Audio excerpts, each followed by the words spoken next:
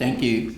I'd like to thank the Jewish community for giving me this honour to speak on behalf of Tranby. I too would like to acknowledge once again the traditional arms of the country we stand on tonight, the Gadigal clan of the Eora Nation, and pay respects once again to our elders past and present. This is a snapshot of Tranby Aboriginal College, and it started with a person by the name of George Allen, who was an influential solicitor and Wesleyan Methodist who became Mayor of Sydney, who bought the Toxis estate and built Toxis Park in 1831.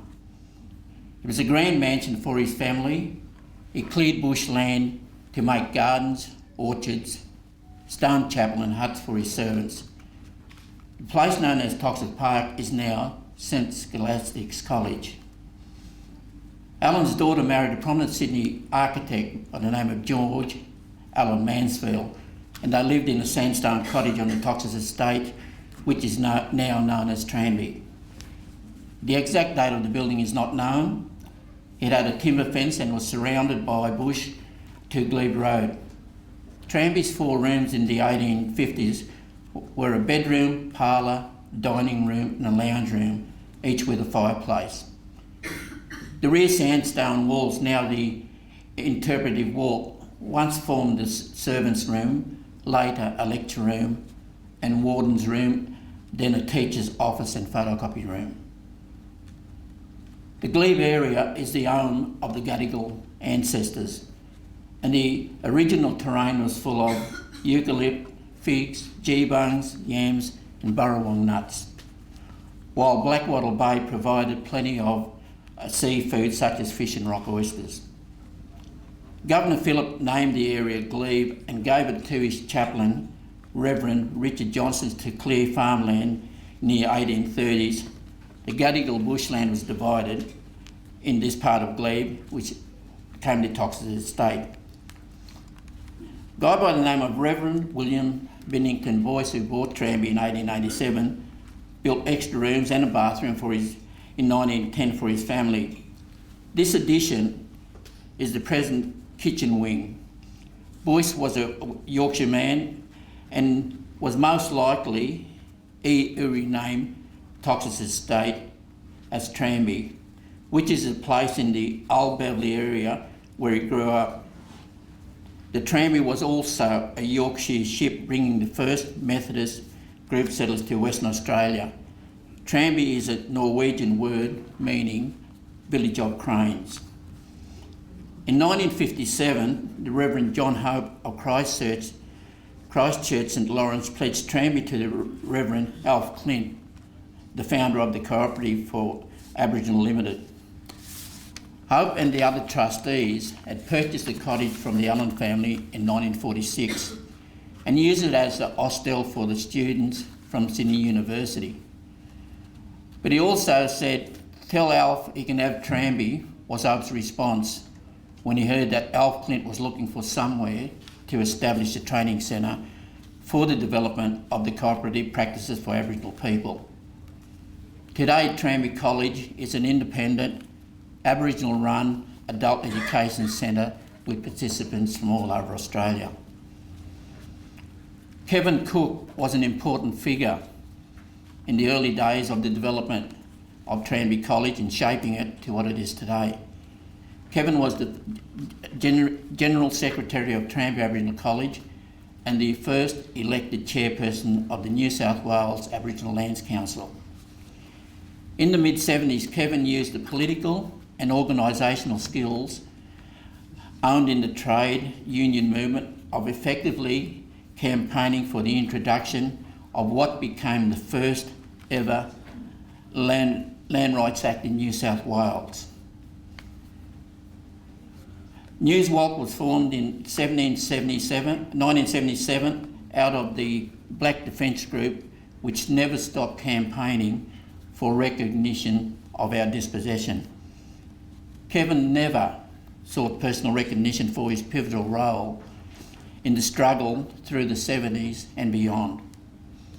And also to mention just a few, because there's just too many to mention, was the contribution of people like Auntie Isabel Flick and also Joe McGuinness. Minamara, one of our buildings, was purchased by the cooperative in 1987. It was built in 1882 at the same time as a number of other houses in Mansfield Street. The name is etched in the glass cornice above the front door. It is likely derived from the Illawarra region. A wonderful event happened in 1998, which is called the Building Out the Back. In September 1998, 40 years after the establishment of Tranby, Tranby inaugurated the new building, the Building Out the Back, which was a major development. The buildings were a joint design between architect Cracknell and Lonigan, and Tranby. Together they created a site which reflects the nature of the college as an Aboriginal learning place to all Indigenous communities. The old complex was designed in sympathy with both the Victorian feel of the suburb and an holistic approach to Aboriginal education. The round learning areas were built to reflect the Indigenous learning circle practices. The outside is central to the design. It links the old and the new, the European heritage and the Aboriginal living heritage. The square and the circle signifies that. There is a bridge from the old section, the courtyard, to the new building that symbolises interaction and reconciliation between Aboriginal and non-Aboriginal peoples. Our graduations and special events like NAIDOC Open Days are held in the amphitheatre of Tranby Aboriginal College.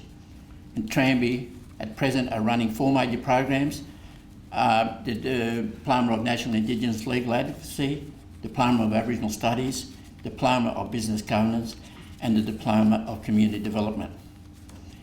Tranby also provides fee for service to community and other organisations, as well as venue to the government and non-government organisations, which brings in much needed funds. These courses have been developed in conjunction with Indigenous elders and community members in response to community needs and aspirations. The focus of the courses available is to consolidate skills, knowledge, expertise, and enhance the abilities of community organisations and individuals to determine their directions. Tranby prides itself on its informal and friendly atmosphere, while aiming to achieve the highest standard of educational outcomes for our students. Featuring unique, culturally appropriate architecture and surroundings, tailored teaching, communication and assessment methods, Tranby's learning environment nurtures the needs of individuals and the community.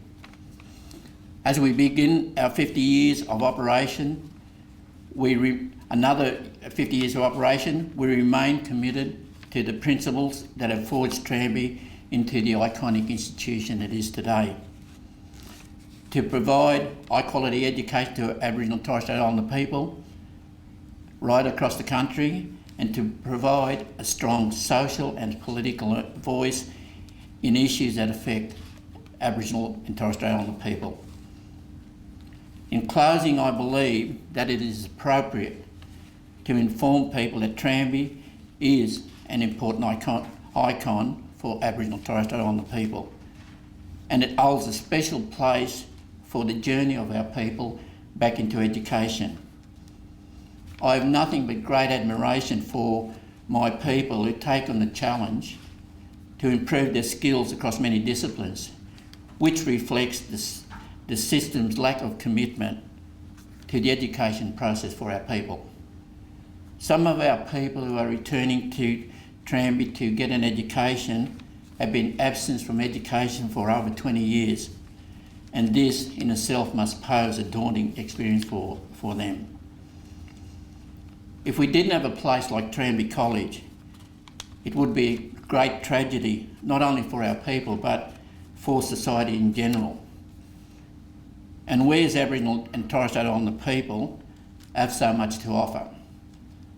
And like one of our wonderful political activists, Mr. Bill Ferguson, said, we don't want charity, we want justice. And that justice is about having the same equal access and opportunity to an education that will enable us to participate in a process that allows us to compete and be a relevant and accepted part of our society. And an important issue that Bob Morgan, our Executive Director, said, that there's another wonderful political activist by the name of William Cooper, who took a petition to the German Chancellor about the persecution of the Jewish people. And I believe this is an important part of our partnership and our friendships, and I hope it lasts for another 50 years. Thank you.